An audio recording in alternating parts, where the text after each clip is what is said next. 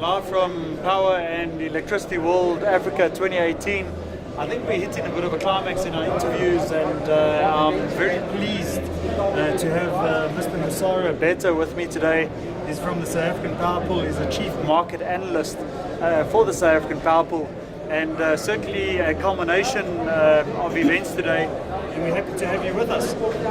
So could you give us a bit of perspective as to the state of the South African Power Pool, or Southern African Power Pool rather, today, and how is this Power Pool developing? I think the Power Pool has really grown from childhood to manhood now, I can say. Sure. As you may be aware, we have been in a deficit situation from about 2007 up until 2016. I'm happy to report that with the efforts that we have done in terms of implementing generation projects, we have actually got out of that deficit for now. And I think that gives us a leeway to do other projects like transmission projects, and also to do even more generation projects in a more relaxed manner rather than the... Sure. Can you give us a practical indication as to some of the planning that's happened over the past few years and what is materialized in implementation? As you may be aware, one of our vision was to create a competitive electricity market, and I'm happy to report that we have successfully implemented that now. We have now 4 competitive markets running. We have a month ahead market running, a week ahead market running, a day ahead market running, and even an hour ahead trading. Very good. And happening. Which geographies is this happening between? This is happening all over the sub-region, the SADC region. All the countries are currently participating on the competitive market.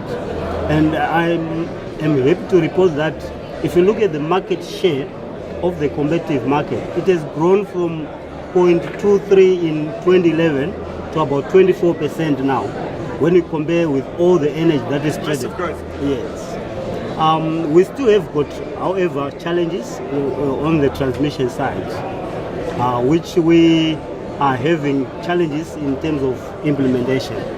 Yeah. Well, this is, I guess, the principal challenge of the Southern African Power Pool, because you're sitting with existing infrastructure that has left 650 million people in the dark, not you, but the utilities across the African continent, due to the lack of transmission infrastructure. Yeah. Now there seems to be a bit of a shift and a bit of a move into a distributed energy, decentralized energy state, and I'm not saying that this nullifies your value proposition. I think your value proposition is still extremely strong for the existing grid infrastructure. But the reality is that some of the transmission plans that were in place that haven't been implemented 2, 3, 4 times now are probably going to fall past the wayside, and they're going to be replaced with distributed energy or decentralized energy. How do you handle this change in market? Do you stay with what you've got, or do you consider alternatives to maybe interconnecting microgrids as part of the process? And I'm sure you would know just as well as many other people across the African continent in the sector that your microgrid effectively and ironically becomes an interconnected network decades down the line. What's your viewpoint on that? Yeah, I think distributed generation, we can't run away from it, and we need it. If you look at our electrification rate, it's still below 40%. So we have a lot of other areas in the remote areas that the national grids cannot go. So we need distributed generation.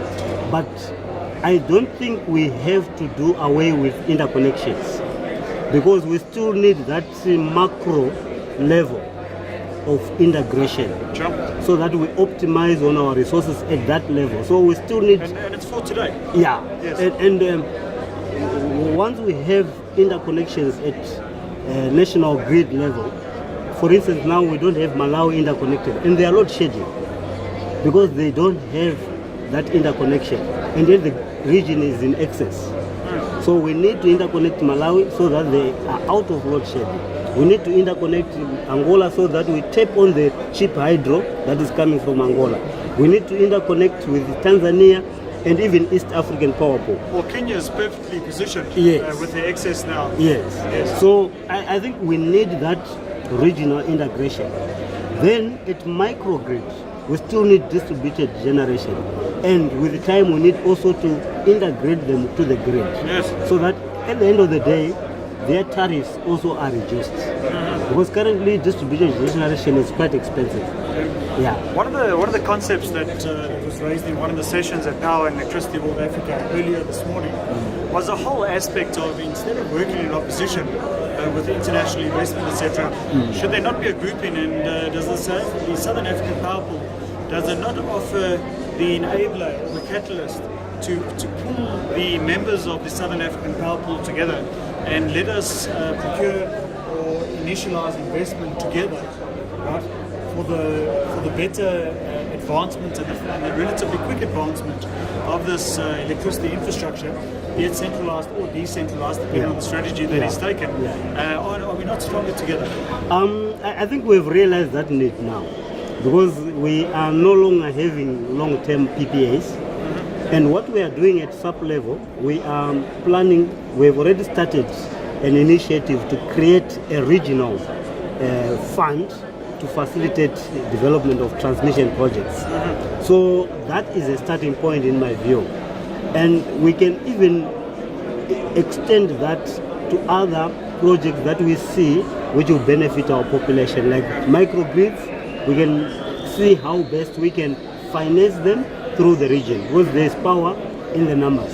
And of course, the more that we increase the income per capita, right, the more successful we are in terms of reaching tariffs that are payable by the end user. And if you consider India 37 years ago, they took a phenomenal quantum leap, and they stated that we will own the professional space in terms of information technology. So you'll see many professional services firms in the information technology sector have a huge percentage of Indian participation in terms of skills, etc., at a professional services level. Do we not have the same opportunity across the African continent in terms of energy, in actually stimulating and promoting growth in terms of employment or entrepreneurship through the transfer of the necessary skills, so we can try and resolve this issue around 650 million people in dire straits energy poverty? I think that's where we are going. Is last week we had our strategic workshop where we were talking about the utility of the future, and we were discussing issues to do with the rooftops. We want to be involved as utilities on those rooftops.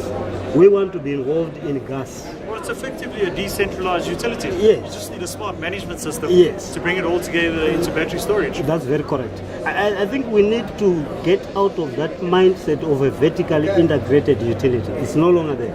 And do you believe that South Africa is going to get out of that a bit quicker than anybody else? I will not speak about South Africa, but I think in terms of SAP, the understanding is there now. Yes. That we need to be moving with time. And sometimes it's not even a decision that needs to be made. Yeah. Occasionally you kind of hit the 11th hour and the decision might be made for you. That's very correct. And I think I mentioned about our competitive market. What we've already realized is a reduction in the average costs in that market. In 2016, we averaged about 7 cents per kilowatt hour on that market. 7 cents, just to clarify, USD cents? USD cents. And last year, we were at almost 4.89. So you can see this competition brings about reduction in prices. And we want that benefit also to go to consumers. So we cannot sit in our enclosed, utility mentality and expect things to be okay going forward. We have to be moving with the changing times. Who's been resisting change within the Southern African Power Pool? I mean, who are the culprits that are sitting there and making progress very slow? I don't think, judging from the workshop that we did last week, it's actually the CEOs of the utilities who were taking the initiative to say we should be the change ourselves. So I don't think there's anyone who is resisting change. But probably at government level, the legislation may not allow the utilities to be, as change agents as they would want to be. For instance, you will realize what happened in the telecommunication business, where the fixed telephones were not allowed licenses to go into mobile. And where are they now? They were taken out of the business. Yep. And we're also saying in the electricity business, we want to be given space in the energy, the whole spectrum of energy, because now our cooking stoves have been taken by gas. Our lighting and everything is being taken by solar. So if the utilities, the legislations are not changed to allow utilities to be pragmatic, they will be left out. Yeah, they of will, course. so it's up to governments. I don't think the utilities are have a say, but it's the regulation, the acts. Would you agree with the statement that in 2018 there's no space for political interference in slowing down the eradication of energy poverty? It should be open, possibly even an apolitical type of environment where it's no longer politically driven, but it's really driven from a utility base and it's for the benefit of your residents within your country, which is of utmost importance. Would you agree with that? I would like to think so, because the utilities have been given the mandate by their nationals to actually, promote electrification. So they should be seen to be taking a more proactive way rather than the politics. So I think if a lot is left to the utilities, you may find that we may achieve more than if we leave a lot to the politicians. I have a suspicion, right, that is going to be the case. That utilities are going to be given a lot more decision-making power, not because there's free political will to do so. It's just you're at the 11th hour now. You've got 650 million people that live in energy poverty, and it's just a matter of time before those masses start taking action, right, to be electrified, have clean water, and of course, as you know, electrification provides education, and it provides healthcare across the continent. I can't thank you enough for these insights, and on behalf of Power Electricity World Africa 2018, this is Mr. Musara Beta, the Southern African Power Pool Chief Market Analyst, and quite frankly, if I consider the discussions that have taken place over the past 2 days, this is certainly a culmination of insight. It's a combination of perspective as to where it's potentially heading, and we can be thankful that the Southern African Power Pool actually has a very constructive and very open approach to distributed or decentralized energy generation, and there's complete acknowledgement that it's here to stay, and it's a critical part of each step of the process when making decisions.